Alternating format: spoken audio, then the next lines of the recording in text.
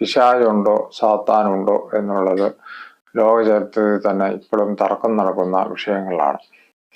പക്ഷെ എല്ലാ മതങ്ങളും പിശാചിനെ കുറിച്ചും സാത്താനെ കുറിച്ചും പറയുന്നുണ്ട്.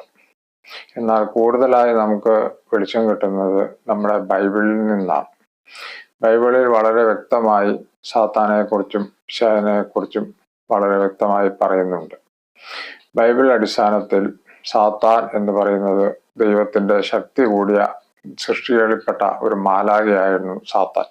ലൂസിഫർ എന്നായിരുന്നു അവന്റെ പേര്.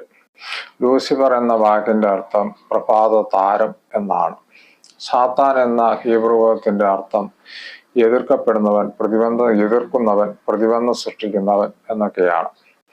സാത്താൻ ബൈബിളിലെ വെളിച്ചത്തിൽ സ്വർഗത്തിൽ ഒരു യുദ്ധമുണ്ടാവുകയും സാത്താനും പിശാചുക്കളും ഭൂമിയിലോട്ട് തള്ളപ്പെട്ടു 1/3 ഭാഗം പിശാചുക്കളായി